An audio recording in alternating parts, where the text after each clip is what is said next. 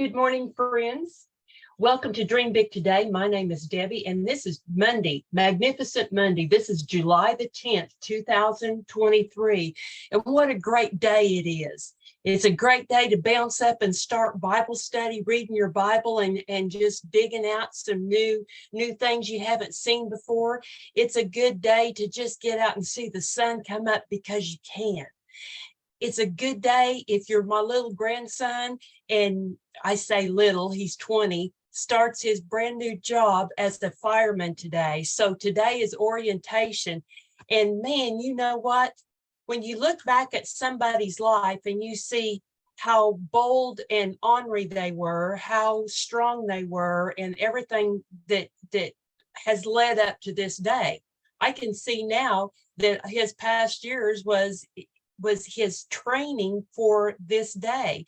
So, it's just everything is just pretty good right now if you're me.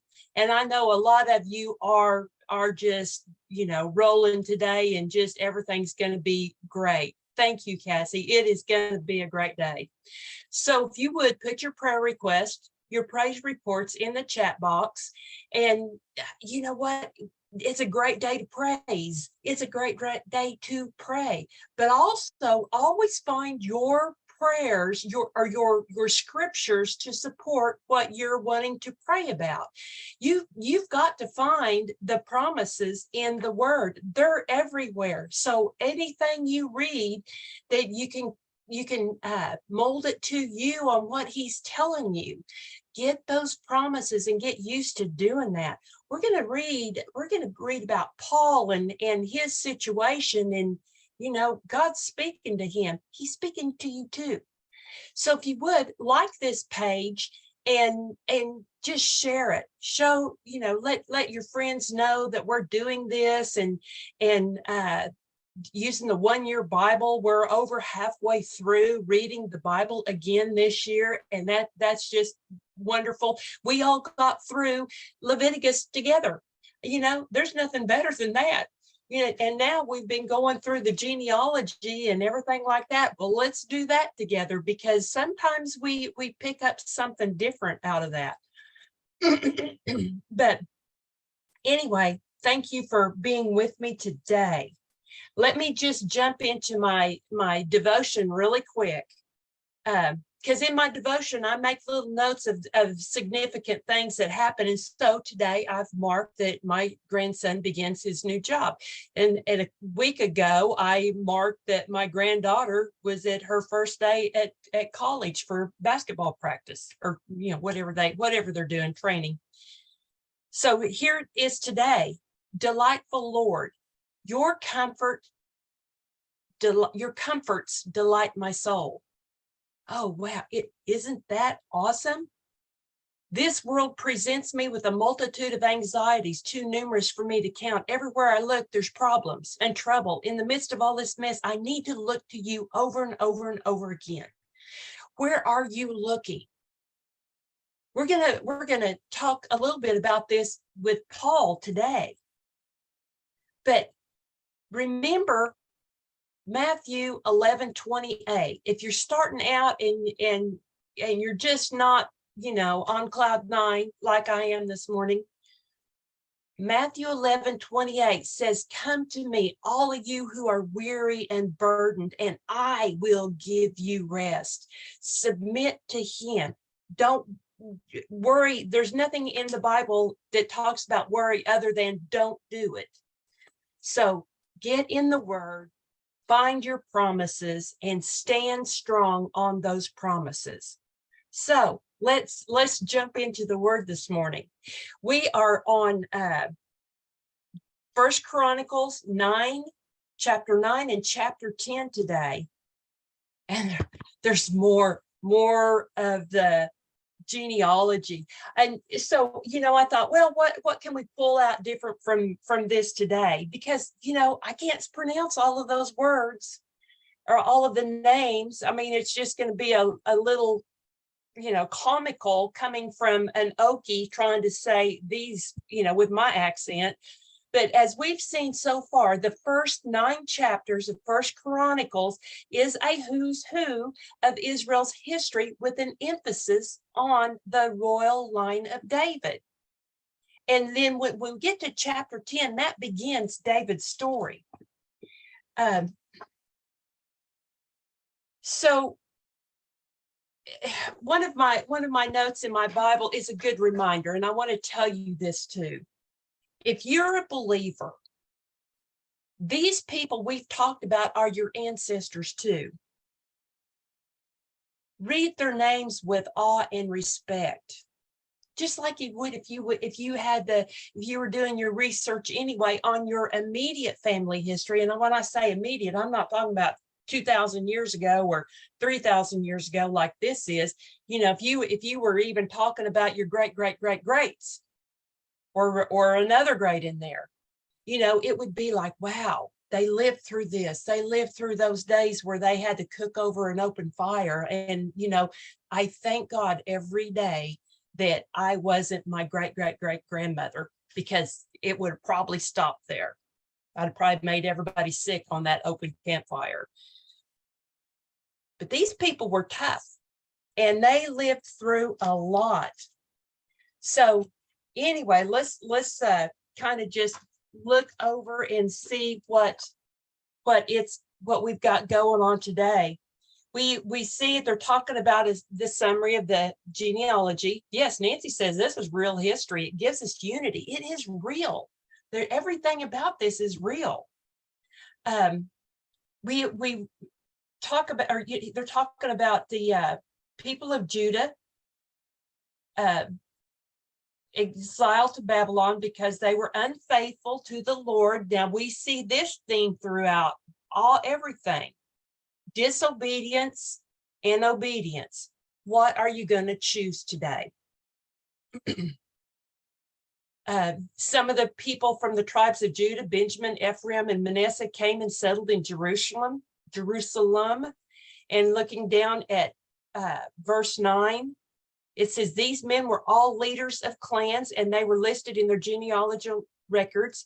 In all, 956 families from the tribe of Benjamin returned.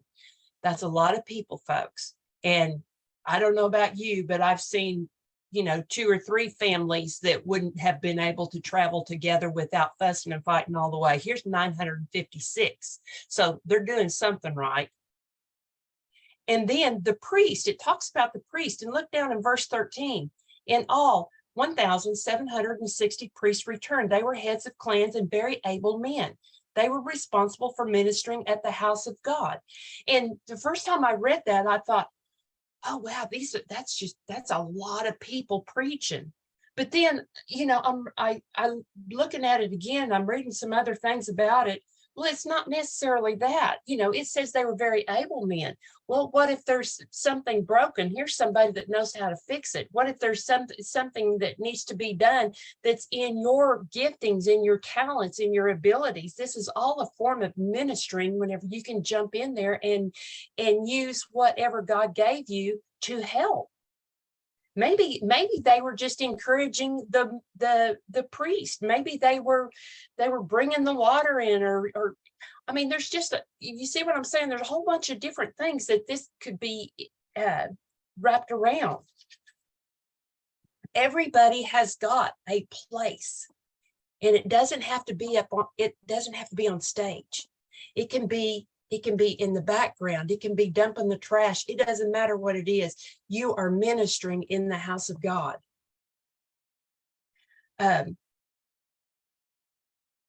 And let's see, I had underlined verse 20. Phinehas, son of Eleazar, had been in charge of the gatekeepers in earlier times, and the Lord had been with him. As simple as a gatekeeper. The Lord is with everybody. Just obey. And then in verse 22, it says, and all there were 212 gatekeepers in those days. Now, I'm guessing that they traded off. I don't know that there was 212 gates, but I'm thinking that we did that in shifts. I mean, That's how we start thinking about that. What would we do today?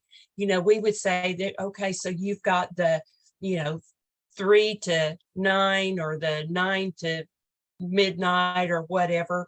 I mean, whatever that would be. But we try to figure that out. Well, we really don't even know how they manage things in those days. It's just like, wow, that's a lot of people. David and Samuel the seer had appointed their ancestors because they were reliable men. And I think that's so awesome.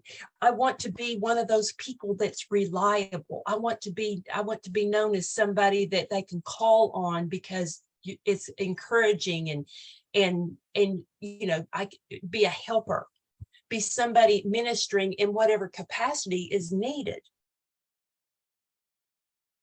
In verse 25, it says the relatives in the villages came regularly to share their duties for 7-day periods. So that there's probably the shift work that I was talking about.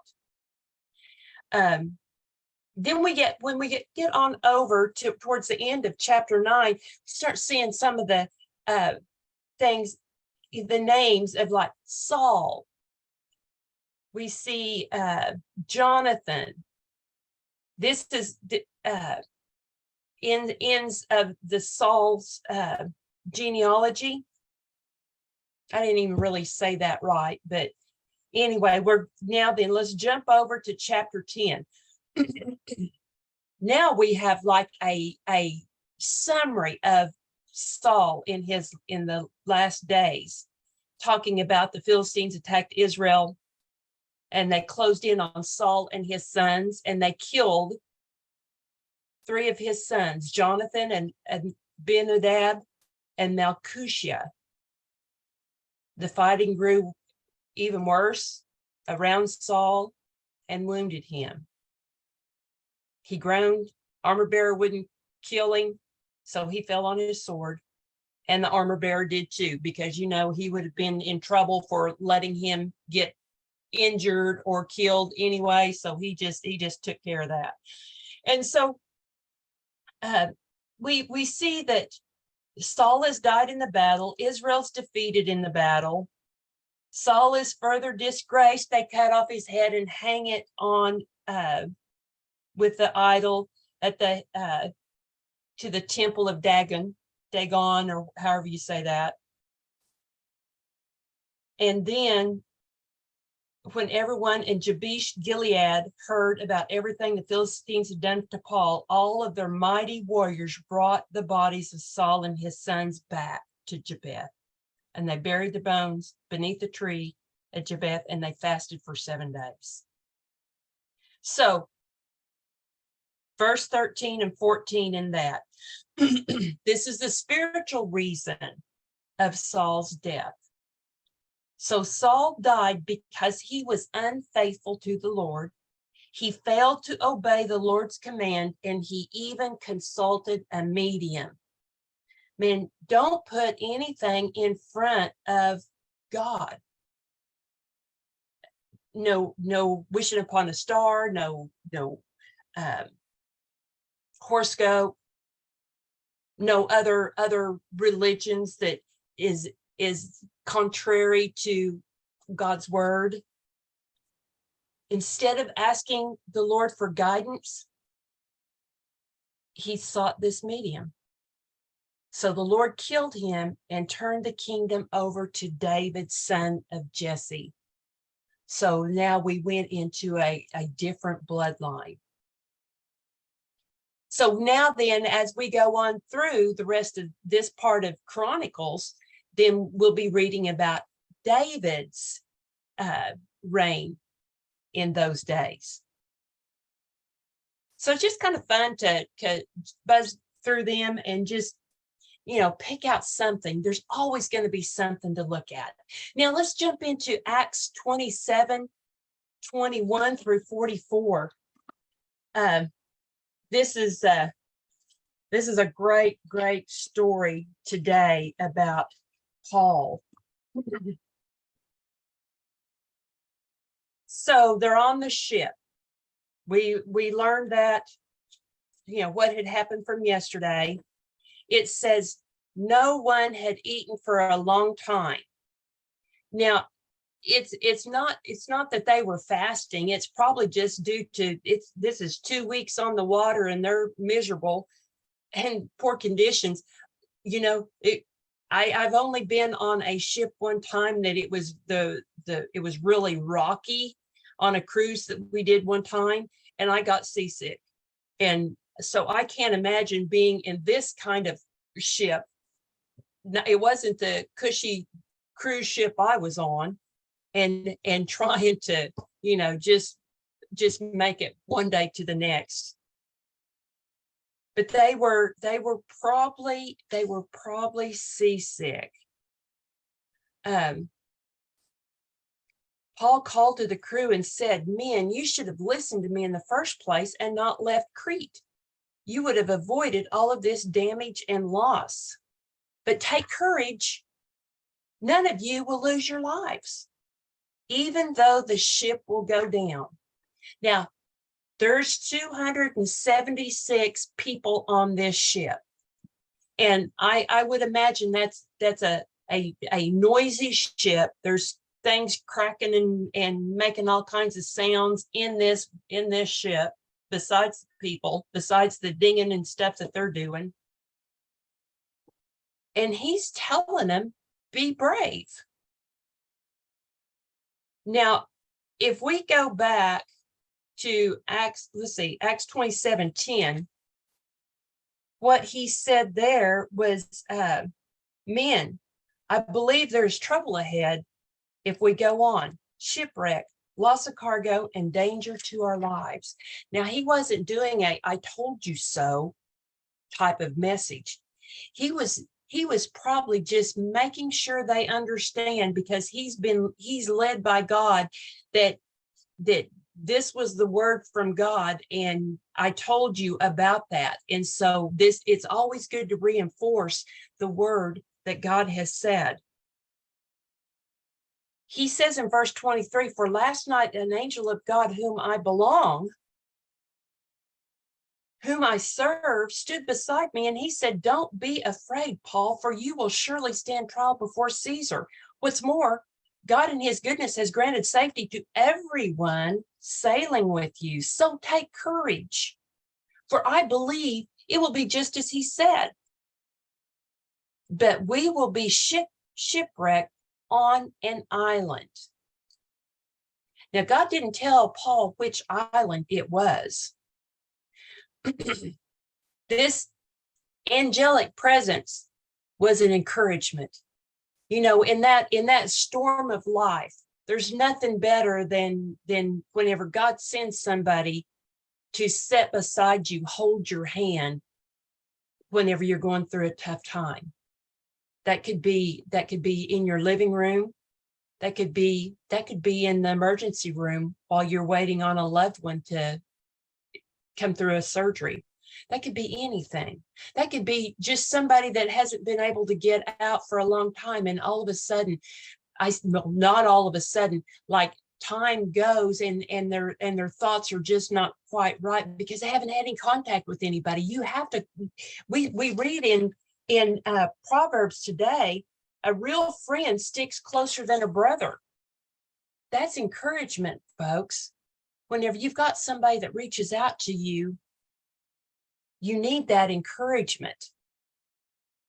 This presence of God amidst the storm, and Luke's desire to show us that Paul is sent by God, are a powerful, powerful wind driving this portion of the narrative.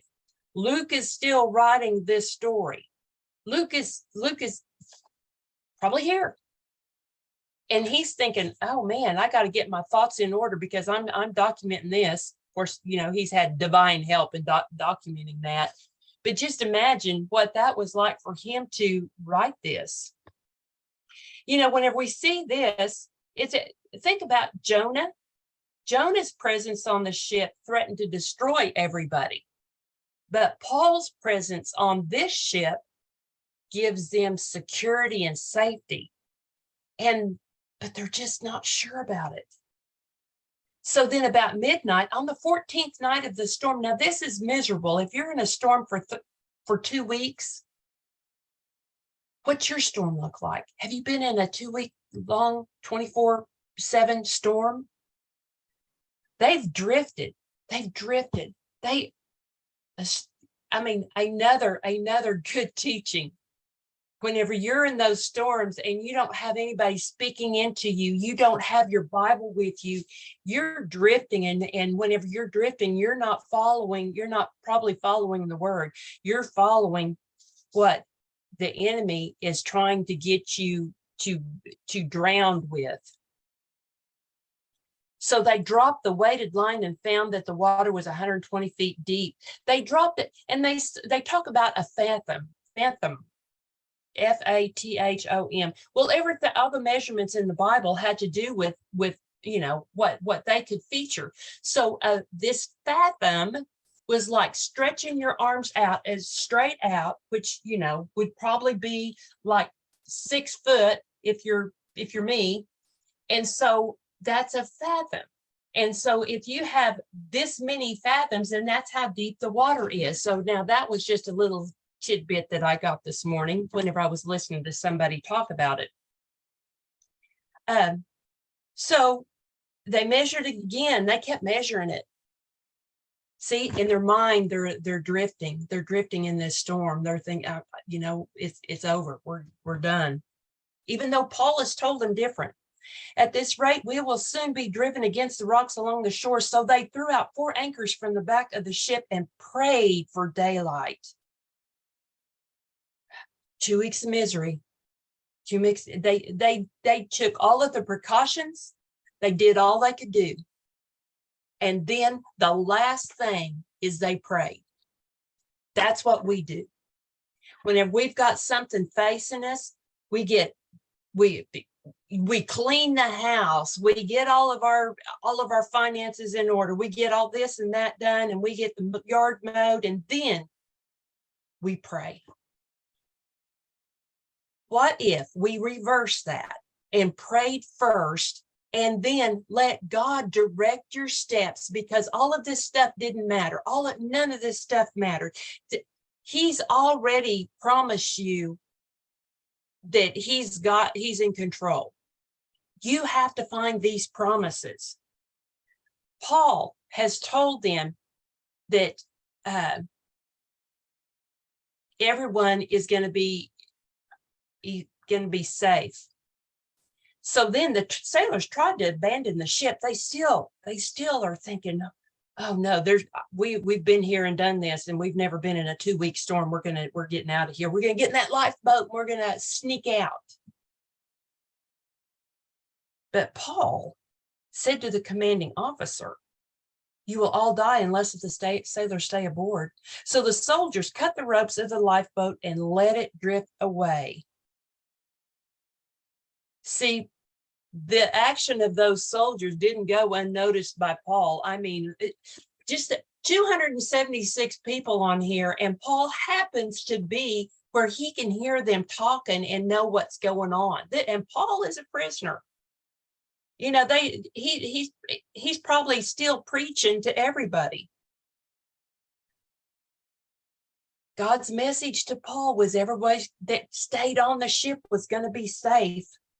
So just as the day was dawning, Paul urged everyone to eat. You've been so worried that you haven't touched food for 2 weeks. Now, if you've got a nervous stomach, like I can have a nervous stomach that, I don't want to eat anything, especially on a shaky ship. Paul is encouraging them to eat something. They've been sparing food all of this time. They've thrown everything overboard that they can get rid of, but they've saved some food back. He says, eat something now for your own good, and not a hair of your head will perish. Man, so they eat. Then he took some of the bread and he gave thanks to God before them and broke off a piece and ate it. Does that sound like a communion? It sounds like a supper. I think that's pretty cool. And then they threw more cargo overboard in an attempt for survival. All 276 people ate. So when I thought about that, I mean, Paul has been on this ship with them for 2 weeks. 276 people is a lot of people still. For you to be able to get enough credibility, you're a prisoner, but this is a preaching prisoner, and for them to listen to what he has to say and believe and trust in what he says, to eat when they haven't been eaten, and to throw stuff overboard when that they have been saving. I'm thinking that says a lot about Paul in his believability on how he can preach and let them know what God says. That's a message for me today. Whenever I am talking to somebody, helping somebody, I want to be able to speak it because I believe it. I don't want to just give you a group of words that just kind of flutters over the top. I want to give you something that's going to have depth in it. When morning dawned, they didn't recognize the coastline, but they saw a bay with a beach and wondered if they could go on shore. Now, I had a really good note about that. If they would, oh yeah, here it is.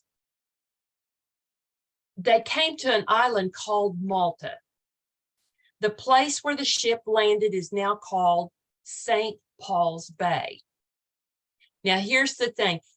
This is another God-directed shipwreck. If they would have missed Malta, the next coast was the Tunisian coast, and that was 200 miles away.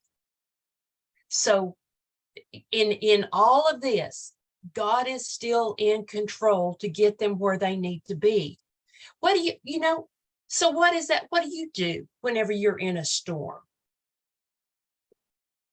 A storm makes you who you are.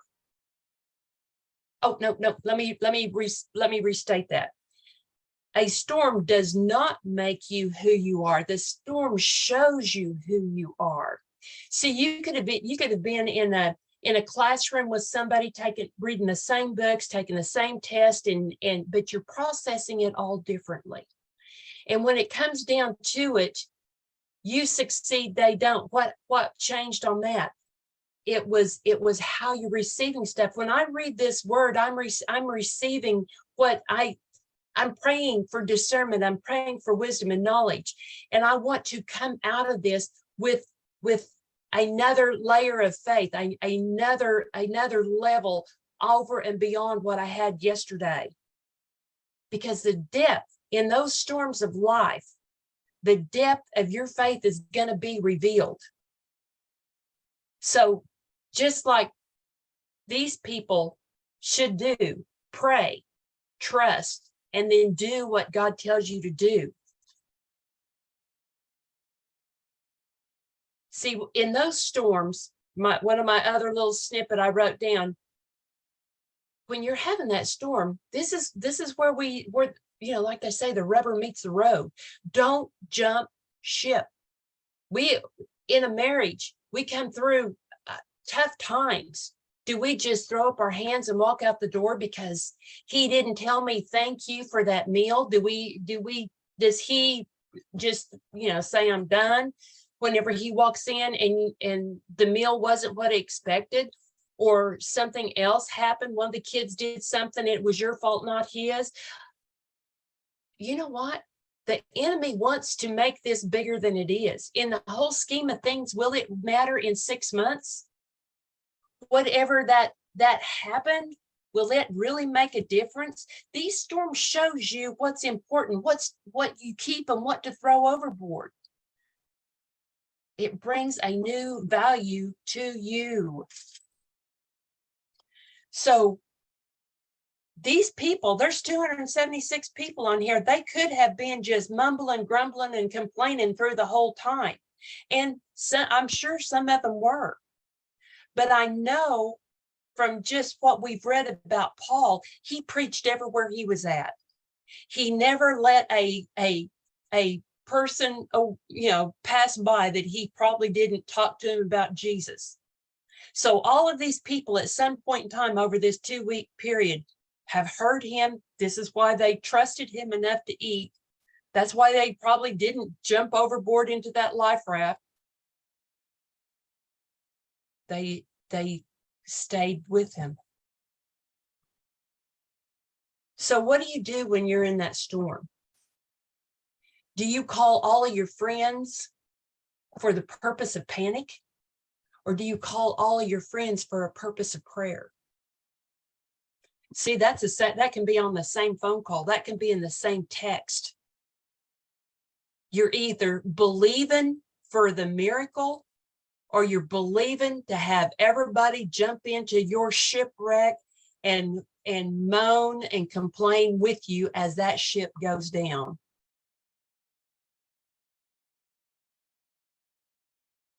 What does it say in the last sentence on this?